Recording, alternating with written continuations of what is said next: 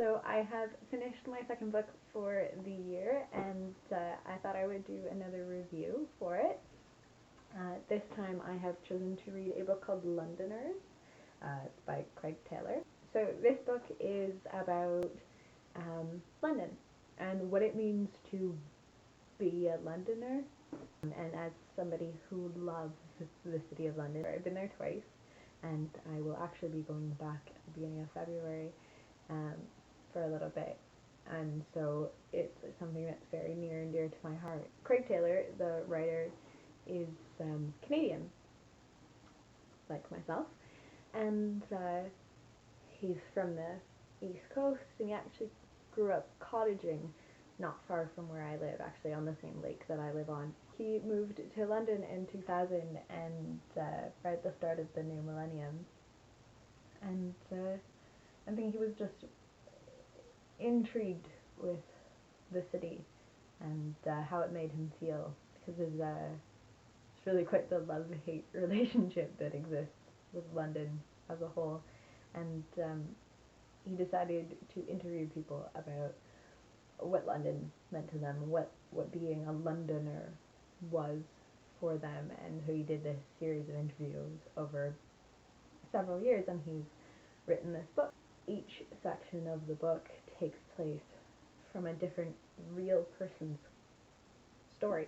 It is all of these interlocking stories, and it's everyone from the voice of the London Underground to people who are squatting in houses all over London, to police officers, to lawyers, and people who immigrated legally and not so legally, people who smuggled themselves into the country and came to London for a more accepting world, and what that means to each one. So the way that he's done it is he takes you right from your arrival in London with an airline pilot to your departure, again with the same airline pilot flying you back out, and his description, his personal description of what it's like to fly into London and to fly out of the many airports. And I think that's a really interesting way to open and close a book that's about real people and real experiences that deal with London. I found this book really captivating, the way that people interact with one another, the way that they tell their stories, because he has recorded each interview. He's written each of these interviews just as the person telling their story, like you're sitting in a cafe talking to this person, and this person is telling you their story, and he has written it in the same way that they speak. So if they use a drawl, if they say was instead of were, he's written it that way. So it's actually like you are reading and you're hearing this real person's voice in your head. And it's made me really excited to go back to London, because I think now I have, however many new perspectives, something like 90 new perspectives of what the city can mean, whereas the city already means something to me. For me, the city means getting lost and getting found.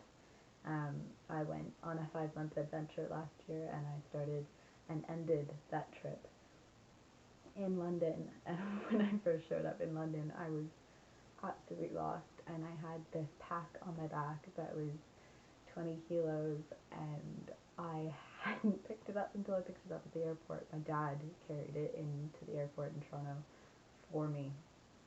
So picking it up in London was the first time, and I was lost for 2 hours with this thing on my back. No idea where I was going. And I came to know a lot about myself in that first week, from getting lost to getting comfortable with being okay with being lost.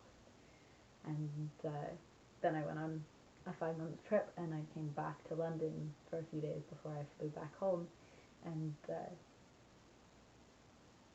I felt more comfortable in the city, like it felt like going home again. It was really interesting to read other people's opinions on what it was like to first come to London, and what it was like to hate it what it was like to love it, what it was like to have to figure out the tube system. So the book is called Londoners, The Days and Nights of London Now, as told by those who love it, hate it, live it, left it, and long for it. And yeah, I just think it's really good, and my recommendation would be for anyone who has London in their heart, whether you like the place or you hate the place, or you just always wanted to go there. I think you, I, I think everyone should read it. I really do. It was a really great second book to read. I hope you have a great day, and I'll see you soon.